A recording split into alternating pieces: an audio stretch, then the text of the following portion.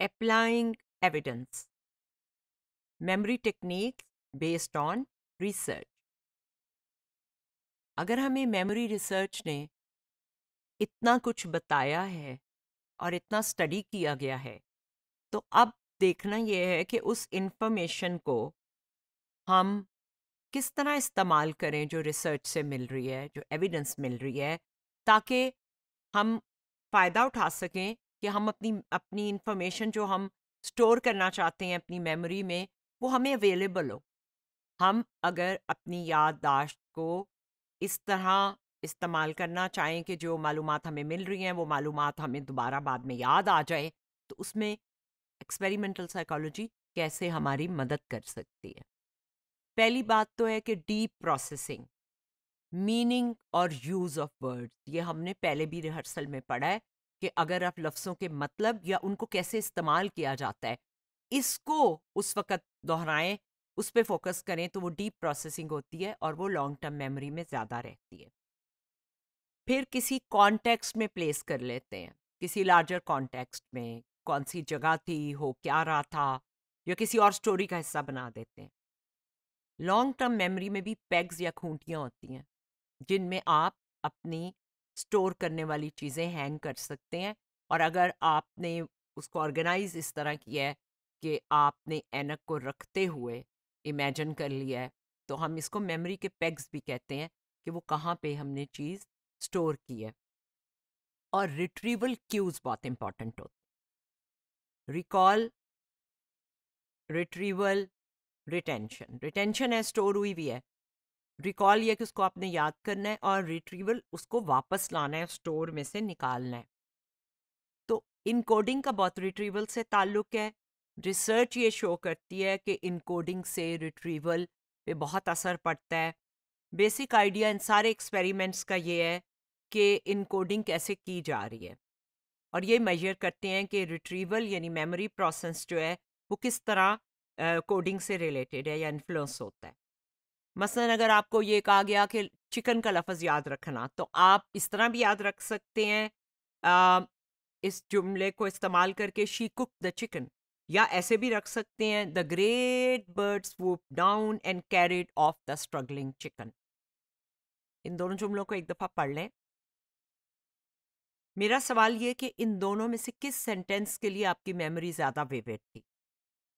तो ज़ाहिर है वो जो था कि एक बड़ा सा परिंदा आया और वो चूज़े को उठाकर ले गया, वो ज़्यादा विविड थी। तो इसको हम कहते हैं रिट्रीवल क्यू आपने बना लिया, जो ज़्यादा इफेक्टिव है।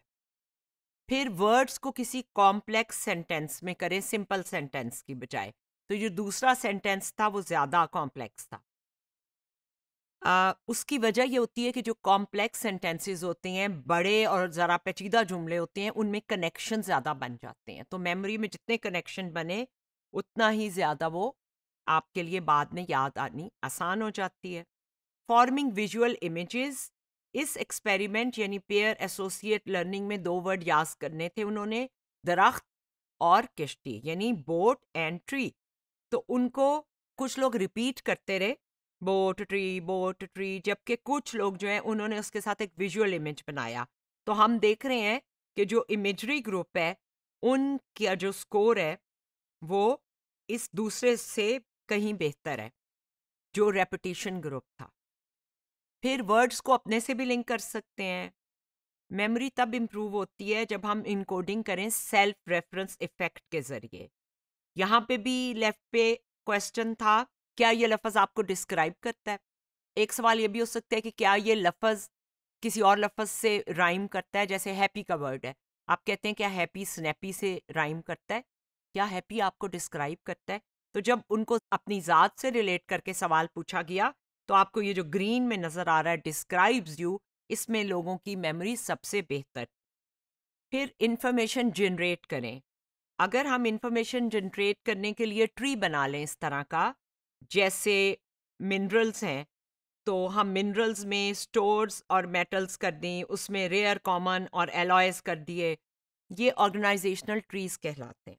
Factors that aid in coding, इसको एक चार्ट की तरह या एक ट्री की तरह हमने यहाँ भी डिस्क्राइब कर दिया है। इसमें एक तो है कि आप एक्टिव क्रिएशन कर रहे हैं। एक्टिव क्रिएशन के दो मतलब हैं, एक आप इंफॉर्मेशन जनरेट करें और एक टेस्टिंग करें। इसको आगे चल के हम करेंगे कि सिर्फ रीड करने की बजाय खुद को टेस्ट करना चाहिए इन्फॉर्मेशन पे, जो कि एग्जाम में यूज़ हो सकता है बहुत ज़्यादा। फिर आप कनेक्शंस क्रिएट करें, जैसे इमेजरी है टीओ वोट वाली दिखाई थी, अपने आप से लिंक करें, सेल्फ रेफरेंस देखें, कॉम्प्लेक्स सेंटेंसेस यूज़ करें। ऑर्गेनाइजेशन जो एक स्ट्रेटजी है उसमें रिकॉल बाय ग्रुप करें, जैसे ग्रुपिंग कर लें, फ्रूट्स अलग हैं, मिनरल्स अलग हैं।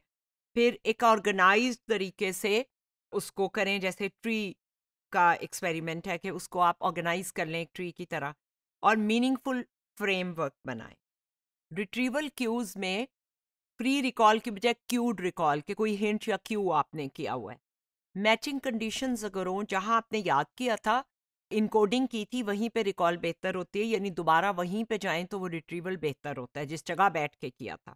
इनकोडिंग स्पेसिफिसिटी ये होती है, जैसे ये एक्सपीरियंस है कि पानी के अंदर गोता लगाते हुए इस पानी के नीचे जाकर उन्होंने कोई लिस्ट याद की, तो वो ज़मीन पे उस तरह याद नहीं आई, पानी में जब गए दोबारा तो ज़्यादा बेहतर याद आई। इसको स्पेसिफिसिटी कहते हैं कि आपने जिस माहौल में कोई चीज़ याद की हो। स्टेट डिपेंडेंट लर्निंग जो है वो एक एक्सपेरिमेंट का यहाँ पे हम रिजल्ट देख रहे हैं, जैसे मूड में कोई चीज़ याद की हो उस मूड में वो दोबारा बेहतर याद आती है। यहाँ पे आपको नज़र आ रहा है इसमें कि अगर स्टडी जो है उसमें सैड का था और टेस्ट में सैड की रिकॉल बेहतर थी और हैप्पी की रिकॉल कम थी। अगर हैप्पी मूड था तो उसमें सैड की रिकॉल कम थी और हैप्पी की ज़्यादा थी। तो ये मूड जो है इसको स्टेट डिपेंडेंट लर्निंग कहते हैं। ट्रांसफ़र अप्रोप्रिएट प्रोसेसिंग ये होती है कि जिस टास्क को जब प्रोसेस किया जा रहा है तो उसी तरह की टास्क आपको रिट्रीवल में भी दी गई है जिस तरह की आपने इनकोडिंग में की थी। तो ये इनकोडिंग की कुछ टेक्निक्स हैं जिनके ज़रिए रिट्रीवल आसान हो जाता है।